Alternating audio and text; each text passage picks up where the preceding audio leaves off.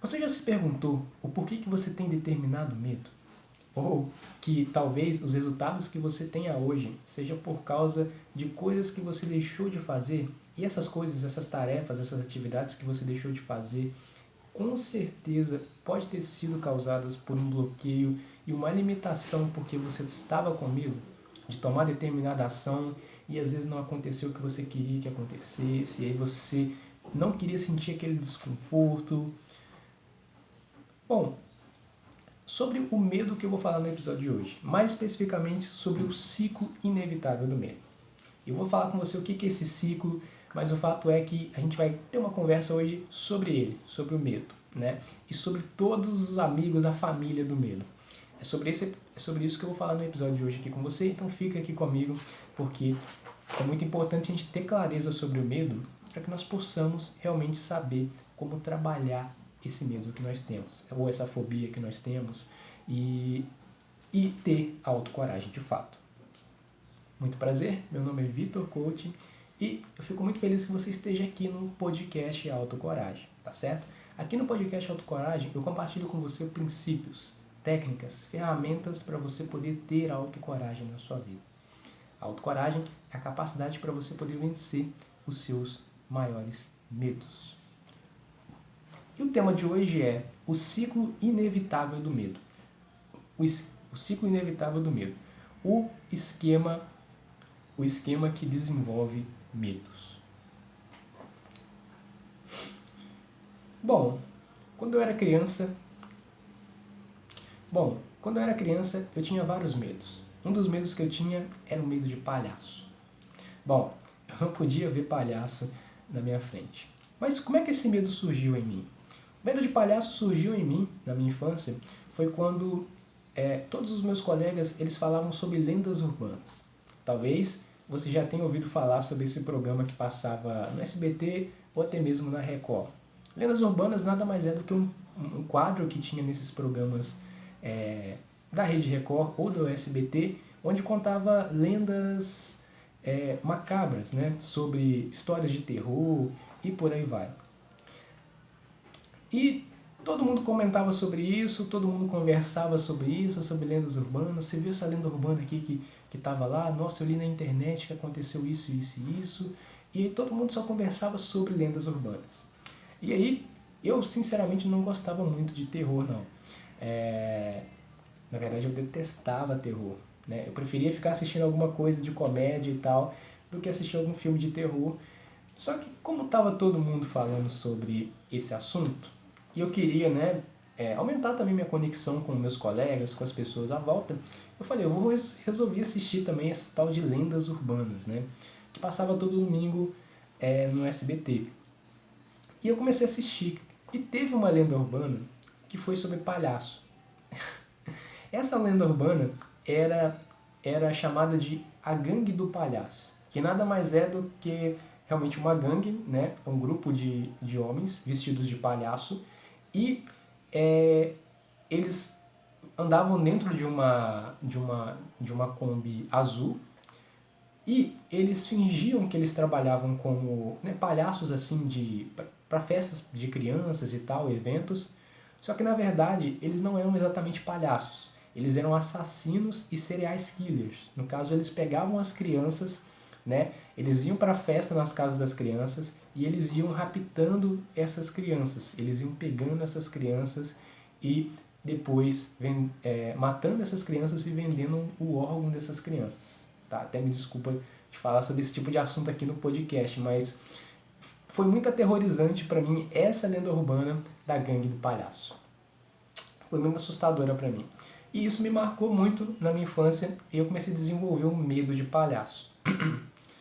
E aí eu não gostava nem do Patati Patatá, cara, porque medo de palhaço é medo de palhaço. Até o Bozo também, medo de palhaço é medo de palhaço.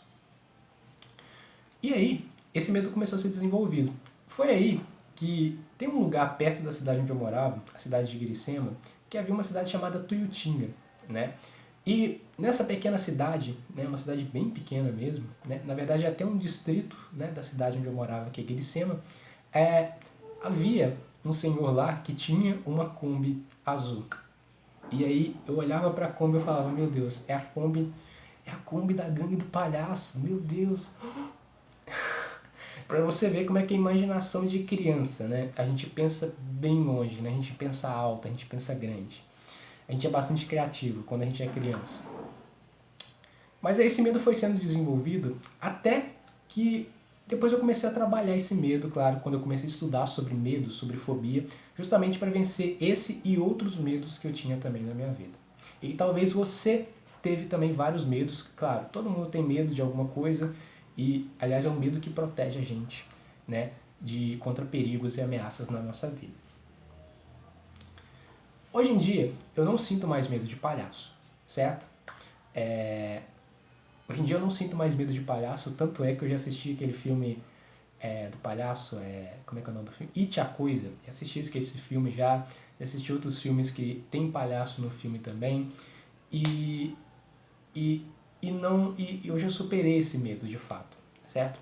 Então eu sou uma prova viva de que realmente é possível vencer o medo e eu utilizei, claro, o antídoto do medo, já utilizava as técnicas do antídoto do medo para poder trabalhar, para poder vencer esse e outros medos que eu tinha também, como fobia social, né, medo de falar em público, medo de conversar com pessoas desconhecidas, medo de abordar, né, conversar com um determinado grupo que eu não conhecia e por aí vai. Vários outros medos eu trabalhei também, eu usei exatamente o método antídoto do medo para poder vencer esses medos. Hoje em dia eu não tenho medo de falar em público, não importa para que grupo seja ou público, eu não tenho medo de falar, de me comunicar. Mas agora,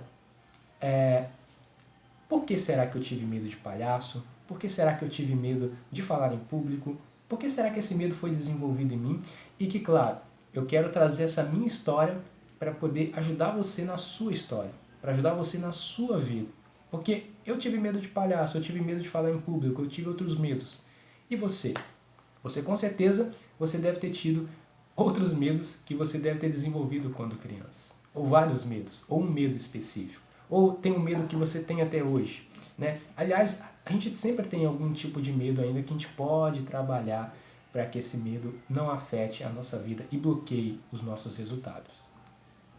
Então agora eu vou falar com você sobre o ciclo inevitável do medo. O processo pelo qual o medo ele passa para ele poder se tornar o que a gente chama de medo e os resultados que a gente tem, às vezes, por causa desse medo, né? Muitos resultados negativos a gente tem por causa desse exato medo que a gente sente. E eu vou te passar todo o processo pelo qual a gente passa para a gente poder sentir medo. Mas, primeiramente, o que é esse ciclo, o ciclo inevitável do medo que eu falo tanto? Bom, o ciclo inevitável do medo, ele é um esquema claro e específico que reúne 6 estágios. E eu vou explicar cada um desses 6 estágios nesse episódio de hoje. Esse ciclo, esses 6 estágios são, para te trazer uma visão geral sobre o ciclo inevitável do medo. Esses 6 estágios pelo qual o nosso querido medo passa são: o estágio 1 é a aprendizagem, ou seja, você aprende a sentir medo. O estágio 2 é a memória. Se você aprende a sentir medo, esse aprendizado do medo fica armazenado em algum lugar. E esse lugar é a nossa querida memória. O estágio 3, ele é o estímulo. Se a gente sente medo, né, se no caso a gente aprendeu a sentir medo, esse medo está armazenado na nossa memória, algo ativa esse medo em nós. E esse medo em nós ele é ativado através de um estímulo. E esse estímulo que é ativado aciona a emoção, que é o nosso estágio 4, que é a emoção que no caso aqui especificamente é medo. Mas você pode utilizar o ciclo inevitável do medo para qualquer outra emoção que você sinta no dia a dia. Até a vizinha do medo, que é a nossa ansiedade. Então o estágio 4 é a emoção, que no caso é o medo em si. E você vai entender também junto comigo ao longo desse episódio de hoje que existem níveis de medo, né? Que existe a fobia, que existe muito medo e que existe pouco medo. O estágio 5 é ação. E você vai entender também que existem tipos de ação. Mas o fato é que quando a gente tem uma emoção, a gente vai tender a tomar uma ação, certo? E essa ação vai gerar o estágio 6. E o estágio 6 é resultado. Ou seja, as ações que a gente toma geram um resultado. E às vezes esse resultado pode ser positivo e às vezes ele pode ser negativo. Muitas vezes o medo ele bloqueia a gente, ele limita a gente de tomar ações que levam a gente em direção àquilo que a gente quer. Então, às vezes, a gente tem resultados negativos e não satisfatórios. Bom, mas agora vamos falar sobre cada um desses estágios do ciclo inevitável do medo, mas eu quero deixar claro que foi feito episódios sobre três estágios. Foi feito um episódio falando sobre o estágio 1, que é a aprendizagem, foi feito um episódio falando sobre o estágio 2, memória, e foi feito um episódio falando sobre o estágio 3, que é estímulo. E sobre os outros eu ainda vou fazer, eu prometo. Mas eu vou te trazer uma visão geral agora sobre cada um dos estágios e aí eu vou usar como exemplo a minha própria trajetória, a minha própria história com medo de palhaço e talvez até medo de falar em público. Eu posso trazer os dois como exemplo para poder ajudar você na sua história e com o medo que você tem. Então vamos lá, o estágio 1 é a aprendizagem. Então tem 3 formas que nós aprendemos a sentir medo. Você pode ser que você tenha aprendido a sentir medo através de uma dessas formas, ou através de 2 dessas formas, ou através das 3 formas, tá certo? E eu te digo, se você passou pelas 3 formas, pode ser que esse medo seja mais poderoso ainda do que você imagina. Bom,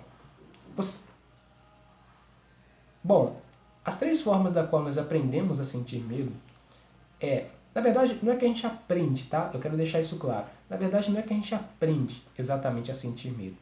A gente aprende a reconhecer e a perceber o que é perigoso e o que é ameaçador para a nossa vida.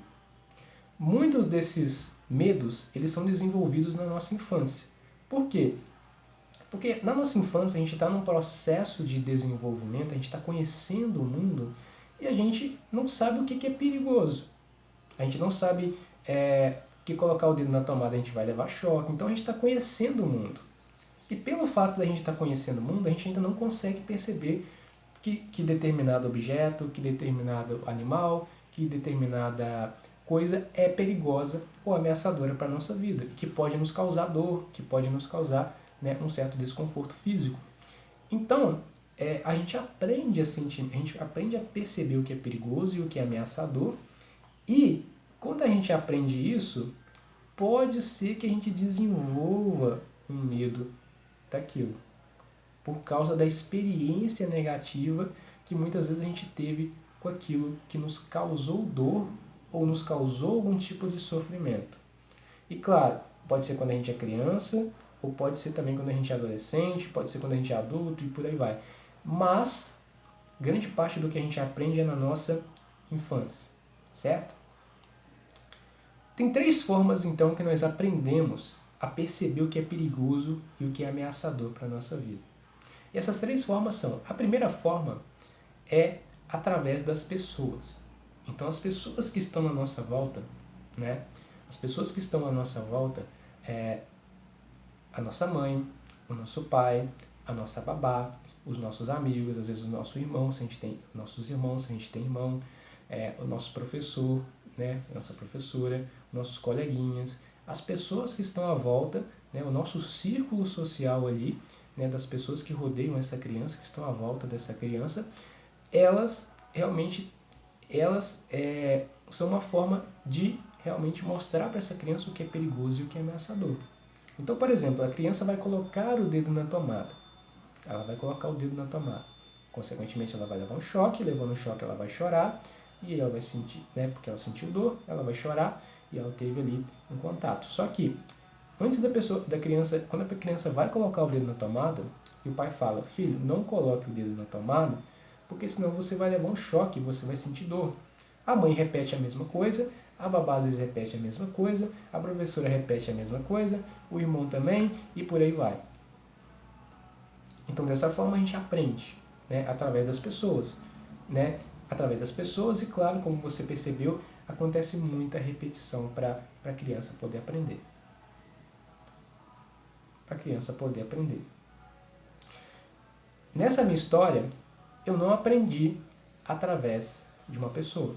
Ou seja, não foi alguém que me falou sobre palhaço, tá certo? Nem foi alguém também que me falou sobre falar em público. tá ok? Então, eu não aprendi através de uma pessoa. Mas agora, tem a segunda forma que nós aprendemos a perceber o que é perigoso e o que é ameaçador para a nossa vida. Essa segunda forma é através de conhecimento. Como assim através de conhecimento? Ou seja, se você lê um livro, se você assiste um filme, se você assiste a um documentário, se você assiste um jornal, se você lê um jornal, se você lê o artigo, se você assiste ou escuta um podcast, né? Se você assiste um vídeo no YouTube, se você... isso tudo são formas do quê? De você aprender. Através, né? E você aprendeu através de quê? Através de um conhecimento, através de uma informação que alguém disponibilizou para você. E você teve acesso àquela informação, através daquele meio, né? Você teve acesso a uma determinada informação, a um determinado conhecimento. E aí, você já começa a perceber o que é perigoso e o que é ameaçador através de uma informação e de um conhecimento que você recebe. No meu caso, quando eu era criança, eu desenvolvi o medo de palhaço por causa do quê? Por causa do conhecimento, justamente. Por quê? Porque quando eu assisti a lenda urbana da Gangue do Palhaço, né, me passou ali uma informação, um conhecimento através daquele programa, certo? Então, se você aprende através, né, de um determinado meio, que no caso, de alguma forma de fonte de conhecimento, não importa em que formato seja, é uma forma de você aprender a sentir medo. Então a criança, ela pode ler um livro que está falando sobre colocar o dedo na tomada, ou que está falando que cobra é um bicho perigoso, é um bicho peçonhento, é um bicho que, se picar, vai envenenar a pessoa, né, e a pessoa vai ficar muito doente, e por aí vai. Então a criança começa a ter mais clareza sobre os animais, sobre a vida, e por aí vai. E claro, vai depender da idade da criança também, se ela já sabe ler e tal, tá certo? Mas, mesmo assim, a criança pode aprender através de conhecimento, tá certo? Em um outro formato, às vezes. A terceira forma que nós aprendemos é através de experiência. Ou seja, você não aprendeu através dos seus pais, né? Você não aprendeu através de uma pessoa, você não aprendeu através de um conhecimento. Você aprendeu através de uma experiência. Ou seja, você vivenciou aquela experiência. No caso da criança, a criança ela colocou o dedo na tomada. Se a criança colocou o dedo na tomada, ela levou o choque, ela passou por essa experiência. Então ela aprendeu através de experiência. Eu acredito que não tem nada mais forte para gerar medo em uma pessoa do que ela passar por aquela experiência. Sabe? Aquela experiência marca muito assim a pessoa, sabe? A experiência ela é mais forte, aprender através de experiência é muito mais forte do que qualquer outra forma de aprender. É bem mais forte do que aprender através das pessoas e aprender através de conhecimento. E no exemplo que eu dei, a criança ela passou pela experiência, ela colocou o dedo na tomada, ela levou o choque, automaticamente ela tirou. E é bem difícil, é bem raro que essa criança volte a colocar o dedo de novo na tomada. É bem mais difícil de que isso aconteça com essa criança novamente. No caso do meu medo de palhaço, eu não passei pela experiência, de ter contato com o palhaço, mas foi através de um conhecimento. Vamos agora para o estágio 2. O estágio 2 é memória. No caso, você aprendeu algo, isso foi passado para a sua memória, certo? Essas três formas que a gente aprendeu, todas as informações são armazenadas em algum lugar e esse lugar é a memória. A memória é como uma enciclopédia gigante que guarda todas as informações, conhecimentos e experiências que a gente teve ao longo da nossa vida. E aí a gente tem três tipos de memória. A gente tem a memória sensorial. A memória sensorial, ela guarda tudo o que está acontecendo agora. Então, todas as informações que os nossos 5 sentidos recebem, isso é guardado na nossa memória sensorial. A memória sensorial, ela encaminha essas informações para o segundo tipo de memória, que é a memória de curto prazo. E que tipo de memória é essa? Essa é uma memória que dura pouco tempo, né? E ela tem também uma limitação de quantidade de informações que ela recebe. Ela pode receber no máximo 7 informações e essas informações ficam nela durante milésimos de segundos. E aí, a memória de curto prazo, ela encaminha essas informações para a memória de longo prazo. Em outras palavras, depois você pode acessar essa informação depois, se por acaso você precisar. Ou seja, você vai se lembrar. Tanto é que você se lembra, provavelmente, de coisas que às vezes aconteceu há 5, 10, 15, 20 anos atrás. Tá certo? A gente se lembra bem mais das coisas quando elas marcam a vida da gente. Então, tem muitas experiências, às vezes, que com certeza pode ser que marque a sua vida. E medos, traumas e fobias, com certeza, é algo que marca muito a nossa vida, pelo resto dela. Então você aprende, esse aprendizado vai ser guardado na sua memória. E o meu medo de palhaço foi também guardado na minha memória.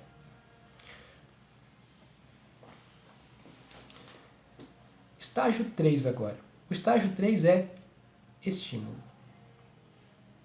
Se você sabe que você tem medo de rato, é porque isso está guardado em algum lugar dentro de você.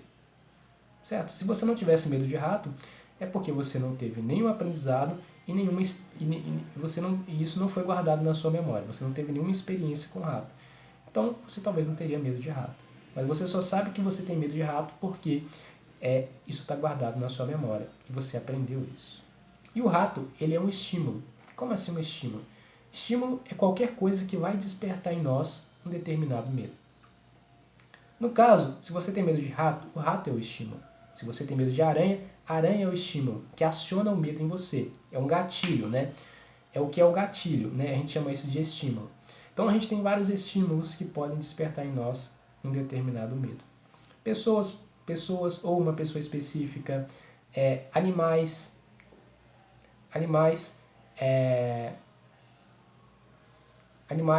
ambientes, lugares, sons e por aí vai. A lista é gigantesca, situações, objetos, pensamentos, a lista é gigantesca de estímulos que podem causar em você um determinado medo.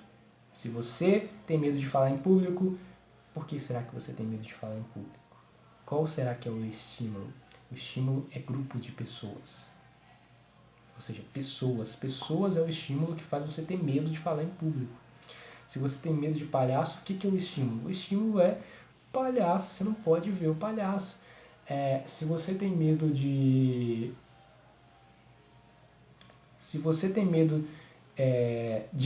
andar de carro, por exemplo, o carro é o estímulo. Ou às vezes pode ser outro estímulo. Tudo depende do que causou, às vezes, aquele medo em você também. Tá certo? Um objeto pode ser considerado um estímulo para você talvez ficar com medo. Então é muito importante a gente ter clareza disso para a gente poder trabalhar da melhor forma possível os medos que a gente sente. Então, qual será que é o estímulo que desperta o medo que você sente? O meu medo que eu tinha era medo de palhaço. No caso, o palhaço era o próprio estímulo. Talvez no seu caso seja uma pessoa, talvez seja um animal, talvez seja um grupo de pessoas, como é o caso do medo de falar em público. Talvez seja um lugar, como por exemplo o medo de falar em público, é um lugar, como por exemplo o medo de relâmpago, medo de eventos naturais, né? E por aí vai. Então existem vários estímulos que podem causar um determinado medo em você. É muito importante você entender esse estímulo porque você vai saber que talvez você vai começar a ficar com medo. Então esse estímulo é muito importante para o seu autoconhecimento. Você conhecer o que ativa aquele estímulo em você. O estágio 4 é a emoção. Você aprendeu realmente a perceber o que é perigoso, o que é ameaçador para a sua vida. Isso foi encaminhado para a sua memória. E aí isso está ativando um estímulo em você. O estímulo, ele ativa a emoção. E no caso, a emoção que eu estou falando aqui é a emoção do medo. Certo? A pessoa ela vê um rato é um estímulo. esse rato é um gatilho que aciona na pessoa a emoção do medo. Então é por isso que a pessoa fica com medo quando ela vê determinado objeto ou determinada coisa. E o medo, ele tem níveis, né? Primeiramente, o que é medo, né? O medo ele nada mais é do que... O medo ele é uma emoção. A emoção é algo muito, mas muito instintivo, né? E como a emoção é algo instintivo, ela quer que você tome uma ação. Querido, ou você vai ficar ou você vai sair, tá certo? Alguma ação você vai tomar quando você está com medo. E todas as emoções, elas são assim. Elas querem que a gente tome uma ação, tá certo? Até não fazer nada é uma determinada ação. Assim como fazer alguma coisa também é uma ação. Mas agora, no caso da emoção, o que é medo, né? Medo, quando a gente percebe algo que representa perigo para nós, representa uma ameaça para nós, seja para a nossa sobrevivência, para a nossa vida, falando fisicamente agora, né? Algo que pode nos causar algum tipo de dor, algum tipo de sofrimento físico, ou até mesmo a morte, algo que pode nos causar a morte, é considerado por nós algo perigoso e ameaçador. E não só coisas físicas, pode ser também algo que pode nos causar algum tipo de dor emocional. Ou seja, pode fazer com que a gente sofra. Um exemplo disso é o medo da rejeição. Por quê? O medo da rejeição, ele nos causa dor física? Não. O medo da rejeição, ele não nos causa dor física, ele nos causa dor emocional. Por quê? Porque o medo da rejeição é: será que eu vou ser rejeitado por essa pessoa? Ou por esse grupo de pessoas? E aí, se a pessoa for rejeitada, ela não vai sofrer fisicamente, ela vai sofrer emocionalmente. Porque a rejeição, ela atinge a gente emocionalmente. Mas agora, se a gente for pular de um lugar alto, ou ter medo de pular de um lugar alto, ou algo do tipo, ou ficar perto de um lugar muito alto, isso pode nos causar algum tipo de dor física, algum tipo de sofrimento físico. A gente pode se machucar ou às vezes até morrer, dependendo da situação. Então você compreende a diferença entre os dois. E então o medo, ele é acionado quando a gente percebe que nós estamos em uma situação de perigo ou de ameaça. E esse perigo e essa ameaça é o estímulo que ele vê como perigoso.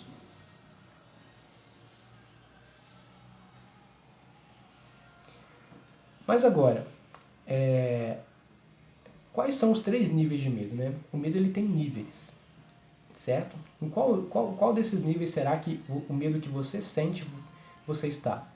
E aí tem 3 níveis. Tem o pouco medo, tem o muito medo e tem a fobia. O primeiro nível, que é pouco medo, essa pessoa sente pouquíssimo medo. Ela não se sente tão desconfortável assim quando ela está perto do estímulo que causa medo nela. Essa pessoa simplesmente fica um pouco mais vigilante quando realmente tem aquele estímulo no ambiente onde ela está com medo. E essa pessoa fica um pouco mais atenta ali e tal. Tem aquela cautela, sabe? Porque até mesmo o medo faz a pessoa ficar um pouco ligada. Então ela está com um pouco medo. Esse tipo de medo, ele é muito comum. Eu sinto medo, por exemplo, né, e você também, claro, de ficar em lugares altos. E a gente tem que sentir esse tipo de medo, por quê? Pra gente não ficar muito perto ali desse lugar alto ou algo do tipo, né? Então, um pouco medo, ele é bom, sabe? Todos nós temos um pouco de medo de alguma, né, das coisas que acontecem à nossa volta, certo? Do trânsito, às vezes, de um lugar muito alto, e por aí vai. Porque isso significa o quê? É ter um pouco de cautela sobre as coisas, certo? E esse tipo de medo, ele é saudável, tá? É saudável pra gente poder ter ele, beleza? O pouco medo, ele é 100% saudável a gente ter ele, tá? Mas não para tudo, para algumas coisas. O segundo nível de medo é o nível de medo alto, então, ou muito medo. O muito medo, ele é um tipo de medo onde você sente já um desconforto de estar, sente um desconforto um pouco maior de estar ali em contato com aquilo que você tem medo. Certo? Então, se você tem medo de rato, você fica muito desconfortável quando está ali. E isso tudo é manifestado em você fisiologicamente. A sua mente às vezes não para. A sua mente às vezes não para quando você está sentindo esse tipo de medo. Sinta esse tipo de medo, tá certo? E o terceiro nível de medo é a fobia. Então a fobia, ela você já está desesperado ali de ter contato com aquele estímulo. E você quer sair dali o mais rápido possível, tá ok? O quinto estágio do medo o quinto estágio do ciclo inevitável do medo é a ação. E quando a gente está com medo, a gente toma duas ações, né? Ou uma ou outra. O primeiro tipo de ação é luta, ou seja, você pode lutar com aquilo que você está com medo.